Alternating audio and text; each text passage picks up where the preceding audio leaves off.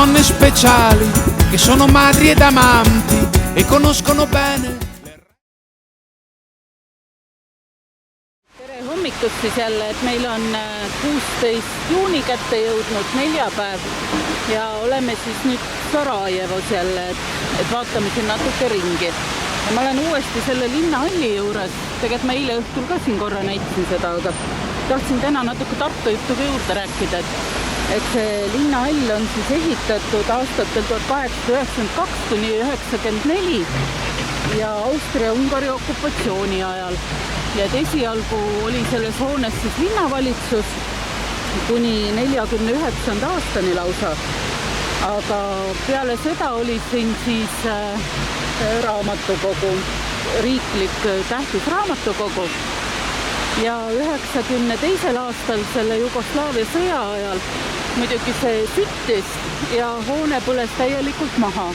Ja kõige rohkem kahju oli nendest ajaloolistest ürikutest, mida siis siin säilitati siin selles raamatukogus. Et need ei saanudki muidugi, need ongi läinud. Aga see hoone siis taastati uuesti Austria, Euroopa Komisjoni ja Barcelona rahade abil. Läks siis maksma umbes 25 miljonit kohalikku raha, ehk siis, ma ei tea, 12–13 miljonit eurot siis läks maksma ja 2004. aastal see siis taastati ja tänasel päeval siin siis toimuvad igasugused üritused ja kontserdid ja kasutatakse selleks seda hoonet. Siis jõudsime Sarajevo vanalinna, see on Bašartšetsa piirkond, ajalooline piirkond, mis siis siin peaks tegelikult olema Munakivi sillutusega tänavad, ma ei tea, hetkel veel ei ole, ju tulevad. Ja siis siin on palju mošeesis, Idamaa stiilis poode ja siin võib siis kohata nii katoliku kiriku, õigeusu kiriku, sünagoogi, kõike ja samal ajal võid kuulata siis ka islami palvet või islami kutsut palvele, et kõik on nagu koos siin, eks ju. Nii et vaatame ringi. Väiksed koekesed ja siin need Türgi igasugused asjad müügi. Kohvikomplektid ja igasuguseid kulinaid ja asju on nii palju. Nimelt oleme jõudnud siia väljakule, kus asub selline puidust purskaev, vana purskaev ja seda nimetatakse Sepill. Ja see on siis, selle ehitas keegi Mehmet Paša juba 1753. aastal. Ja sellel purskkaevul pidi olema 3 koopiat, need asuvad kõik Serbias, ma saan aru. Ja see platsin ümber, seda platsi nimetatakse Tuvide väljakuks ja kuna siin söödetakse tuvisid ja neid on siin lubatud sööta ja siin tegelikult pidi olema isegi mingid müüjad, kes müüvad turistidele neid tuvide jaoks, siis ma ei tea, sihkasi või mingit toitu.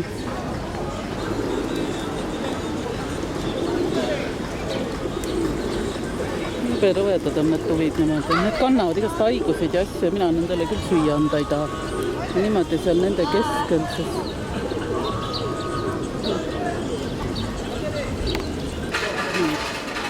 Niised toredad maiustused siin müügil on.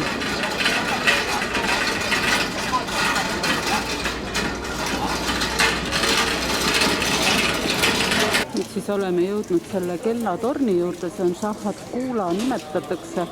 See on 30 meetri kõrgune, valminud 17. sajandil ja kõige kõrgem kellatorn siis kogu Bosnias. Aga selle kellatorni huvitav omapära on see, tal on kell on kõigil 4 küljel ja ta näitab kuu aega, ehk siis päikesetõusust päikesetõusuni ja et iga päev päikesetõusu ajal on kell, osutid on siis 12 asendis. Ja seda tuleb iga päev kalibreerida ja selle käsitsi ja selleks on siis oma inimene, keda nimetatakse Muvekit ja see mees pidi töötama siin kusagil lähedal asuvas juveliiripoes ja juba siis aastast 1960 vastutab selle kella käsitsi kalibreerimise eest siis. Lähedal asub siis ka see kõige tähtsam, kõige suurem mošee, mis meil on siis. Tänavad on nii kitsad, et ega neid eriti pildistada siin ei õnnestugi. ja nüüd siis jõudsime, see peaks olema Jeesuse Püha Südame katedraal. Et see on siis suurim kristlik katedraal Bosnias ja ka siis peapiiskopi tegutsemise koht. Sinna tundub, et meil õnnestuks isegi sisse saada, et lähme vaatame vähemalt.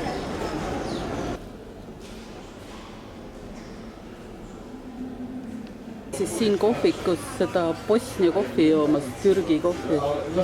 Ja siit ei paistagi. Seal on meie need nõud. Väga huvitav kogemus oli. Üldse alguses ei tea, kuidas juua. Tule siis sealt väiksest kannukesest valada sinna topsikesse ja sealt siis jood päris kange. Aga suhkur tõmbas selle kanguse nagu maha, polnud väga hullu midagi. Et kõik on neid Türgi seda käsitööd täis, seda on nii palju. See vanalinn on üldse hästi selline türgipärane. Kõik on nagu Türgi. Aga nüüd me suundume vanalinna poolt juba edasi, vaatame. Siin on asfaldi peal siis näha üks Sarajevo roos, mis siis neid pidi tegelikult linnas olema ligi 200 maas ja seintel ja et need siis tähistavad neid kuuliauke, mis siis sellest sõjast on jäänud. Nüüd läheme tuurid üles. Selle keeglikaariga sõitma käis teega kopsikuga. Sealt on siis näha, kuidas nad meile siit vastu tulevad. Kui kõrgele see üles läheb, seda sa teada. Mis ta oli? Keegi ütles mingis kilomeetrist, kuhu siin oli juttu see? No vaatame. Tavaneb siis linna peale vaade, eks ülevalt on veel parem. Selles mõttes on hea, et igasse kopsikusse, et saad ise valida, et võõraid ei pandud, et kahekesi saame ühes olla. Siin ei olegi, kes juhendab, ise valisid ja võõrad ei roninudki sisse üldse. Jah. Päris kõrgele üles igal läheb see tee sinna. Jalaga peal seista ei tohi pingi peal. No miks sa peaksid püsti pingi peal ronima? Näed, ühe jalaga sildid. Ühe jalaga ei tohi, no kahega tohid. Ilmselt küll. Jõudsime siia üles ja siin saab siis on niisugused matkarajad, mida mööda saab siis matkate vaadet nautida. Näe, põder.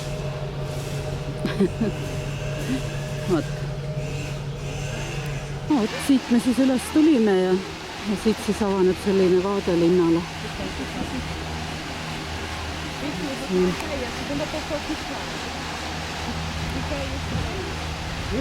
Korra siis näitan veel seda vaadet, seda linnavaadet ja kuidas need kopsikud siis sõidavad. Tulevad nii. Tulime veel korra jalutama, et siin Sarajevos on selline ladina sild ja see ladina sild on siis tuntud selle poolest, et 1914 keegi printsip hukkas siin püssilaskudega Austria ertshertsogi Franz Ferdinandi ja tema abikaasa ja siin samas silla juures siis ja sellest sündmusest saigi alguse nagu siis Esimene maailmasõda ja siis see sild või selle Jugoslaavia ajal see sild kandiski printsipi nime ja hiljem siis peale Esimest maailmasõda siis Sarajevo ühendatigi Jugoslaaviaga ja tänapäeval see sild siis kannab ladina nime lihtsalt. Aga selline sündmuspaik siis, kus sai alguse Esimene maailmasõda. Sama ladina sild siis see hukkaja oli serblane, Francis Printsip, kelle nime see siis kandis. Nüüd seal on mingi loss üleval. Aga tänane päev on sellega ühel pool, et täna siis lähme hotelli tagasi ja homme siis juba vaatame ringi, et kuhu ja mis me homme teeme. Tere! Meil on täna on reede. Kuupäeva ma isegi ei mäleta enam, 17 äkki. Ja praegu siis on hommik ja me tulime, et vaadata üle need olümpiakülad, et mis siis siin Sarajevos 84. aastal oli olümpia.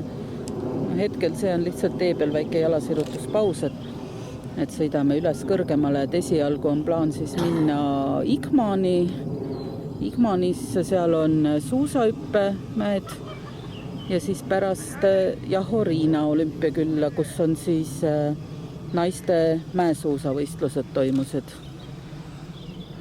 Aga siit on lihtsalt tore vaadata ülevalt alla.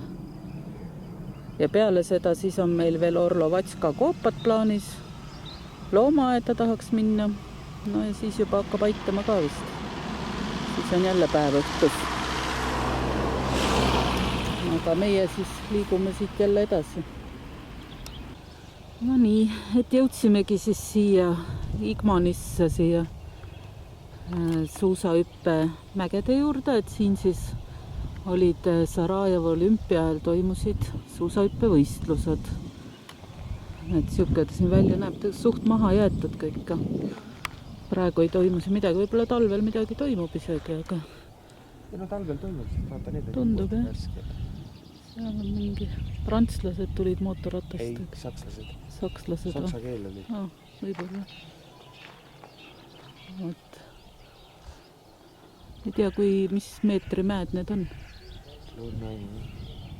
2 tükki siin on.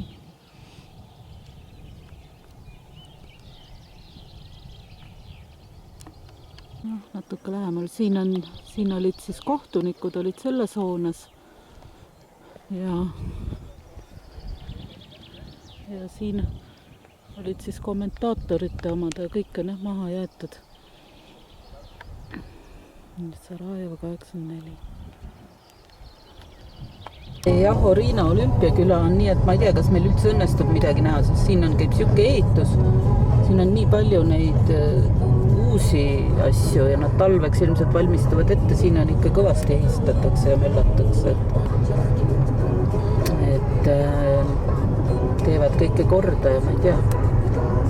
Mingile olümpiakülale me ei pruugigi üldse ligi pääseda siin praegu.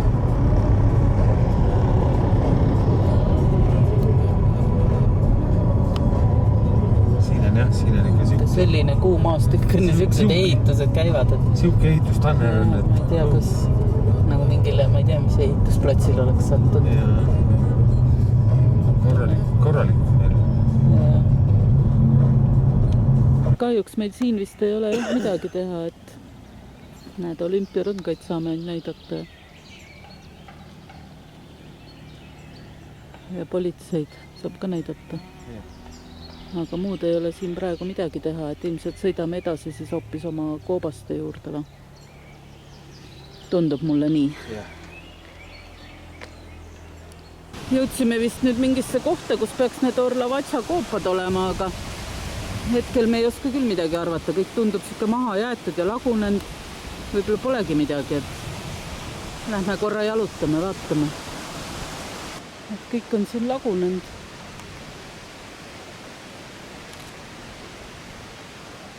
Ja siin see tee on varingutega on kõik need piirded ja kõik on katki.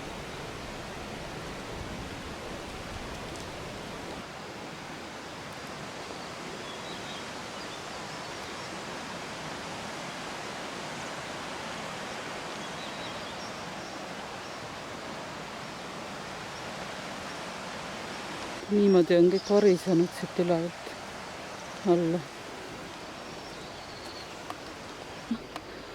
Ronisime siia üles, see ongi, koobas on lukus. Kiri on näha, et Orlovatsa õiges kohas olema, aga siin on jah mingid varingud ja asjad toimunud. Tuleb välja, et koobas ise on kõik sisse kukkunud. Siit eest on sisse kukkunud. Tagapool paistab, et vist isegi on midagi. Aga siis pole midagi, siis lähme loomaaeda, loodame, et seda näeme. Nüüd siis jõudsime Pionirska Dolina rahvusparki. See oleme Sarajevos tagasi siis otsapidi. Ja see Pionirska Dolina rahvuspargis peaks siis olema loomaaed, mida meie nagu vaatama tulime. Või lähme sõidame rongiga hoopis. Teen välja sulle. Ei, lähme otsime loomad üles. Selle loomaaia kohta oli siis nii palju, et ta sai ka ikkagi sõja ajal kannatada. Aga vaatamata sellele on nad ikkagi üsna hästi toime tulnud ja et loomad on ka päris hästi hoitud olnud. ja et siin pidi siis olema umbes 57 eri liiki loomi ja linde. Näed, üks on siin kohe siin puu tagant tuleb välja. Üks loom on siin. 56 veel. Lähme vaatame. Näed, siin on loom number 2. Seal on loom number 3 ja näesime, et nii nad ongi hästi säilinud, topised tehtud nendest. Mõned päris loomad ka, kõik ei olegi topised. Nad ikka jalutavad ringi ka mõned.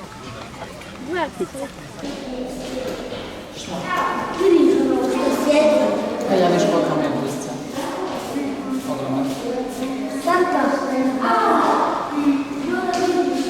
Siis kiisu magab. Suur unine kiisu. No nii uni.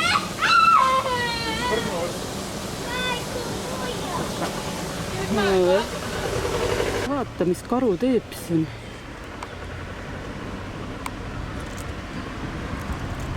Nüüd lõpetas ära. Niimoodi hüppes.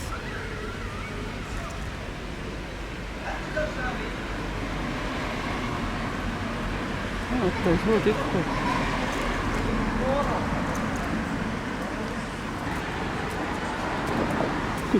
Naljakas loom.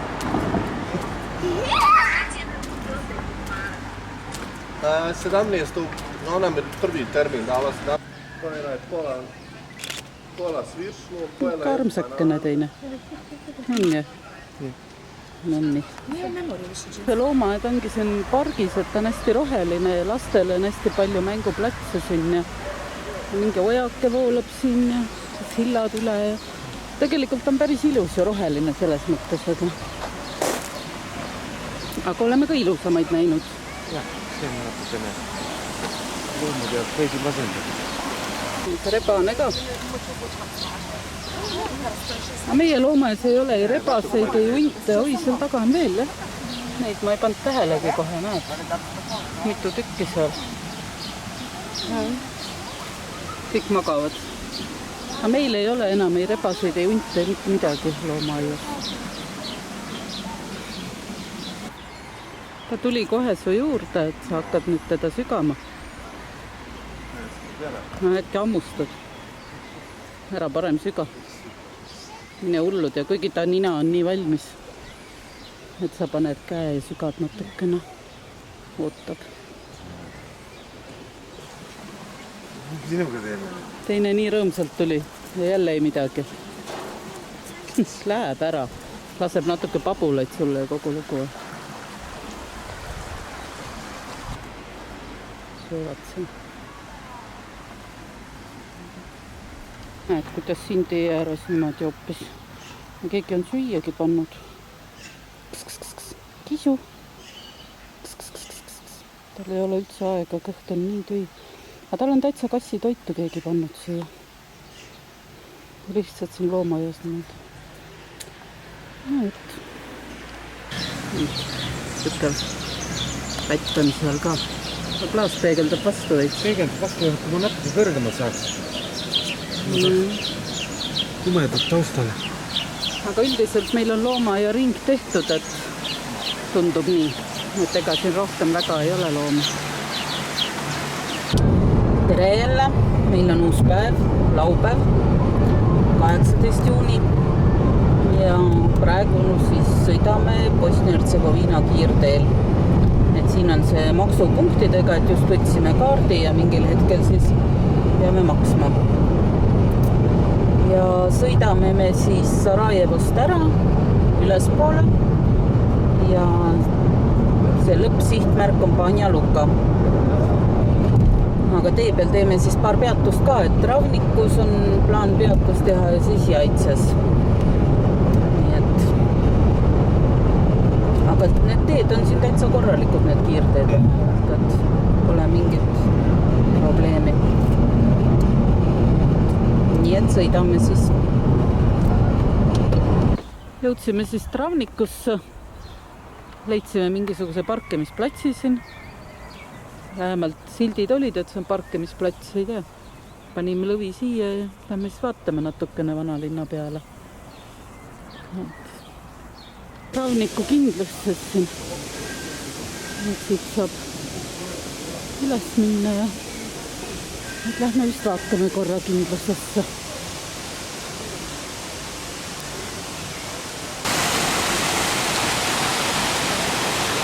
Lähme siis siit ülesse. Siit avaneb päris hea vaade sellele Travnikule. See Travnik on siis endine Bosnia-Hertsegoviina pealinn. Ja siis nii palju on ka teada, et sellest sõjast ta sai uskumatult vähe kannatada võrreldes teiste linnadega, et kõik on nagu hästi säilinud. Nii et kindlus ise kaasas.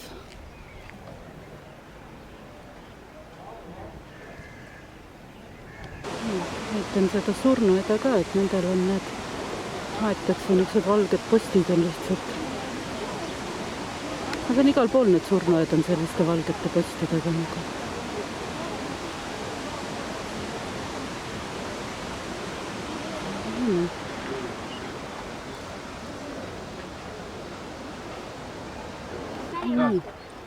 Ronisime siia kõige ülesse välja siis nüüd praegu.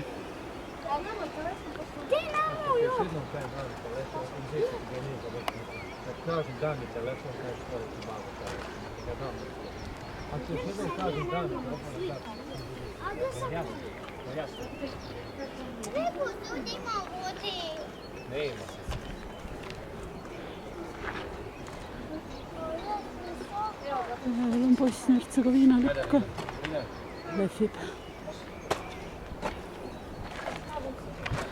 Nii. Tegime siis nüüd veel väikse kohvi ja mahlapausi ja siis liigume edasi Jaitse poole siis nüüd. Nüüd me oleme jõudnud siis Jaitse linna, mis on 14.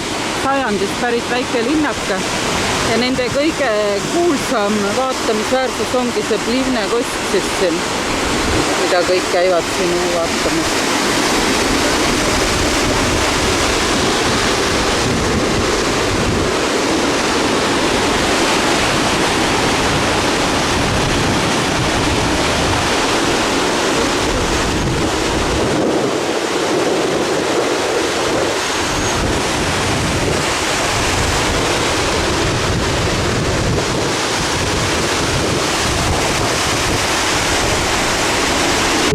Siis nüüd oleme jõudnud vahepeal Serbia vabariiki. Et oli selline kiri, et tere tulemast Serbia vabariiki. Et Jaitse kose me nägime ära. Neid Mlinitše väikseid vesiveskeid me kahjuks üles ei leidnud. Ühtegi juhetavat silti ka ei olnud. Nii et ei tea, kus need on. Võib-olla on üldse vesi nad ära uhunud. Polegi olemas. Aga nüüd siis oleme teel oma hotelli, mis asub Banja Lukas ja mis siis Banja Luka pidigi olema Serbia vabariigi pealinn. Nii et liigume siis sinnapool. 300 meetrit. Väike jalasirutuspaus siis vahepeal lihtsalt. Siin on tõesti ilus vaada.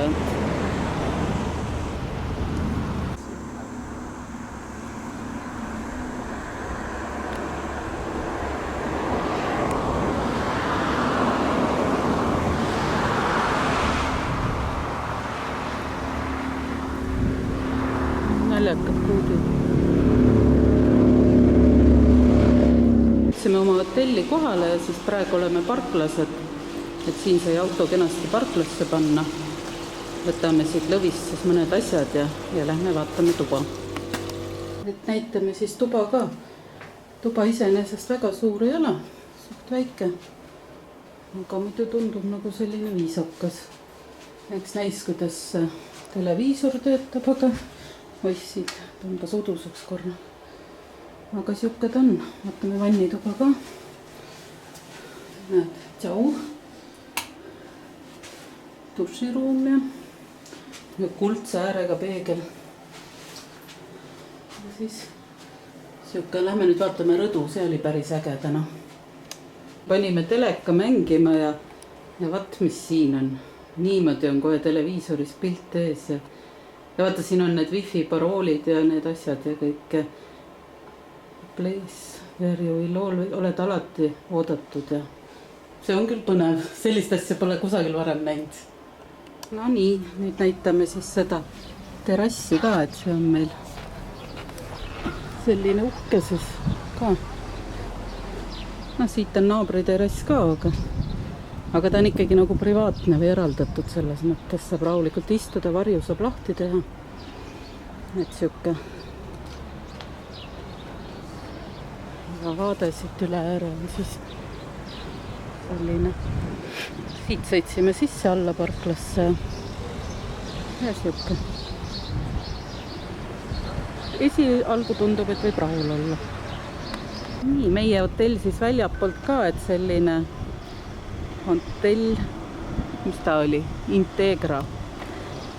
Ja meie see balkoni peaks siis seal üleval olema, see rõdu. Keskmine, jah. Ja praegu küsisime just receptionist seda, et kas rõdu peal suitsu tohib teha, et toas ilmselgelt ei tohi. Ja siis öeldi meile, et jaa, et rõdul võib. Ma ütlesin okei, et aga tuhatoosi ei ole. Selle pealt, vahet pole, peaasi, et te konid ühte kohta panete, et laiali ei viska. Ütlesin okei, tore on siis.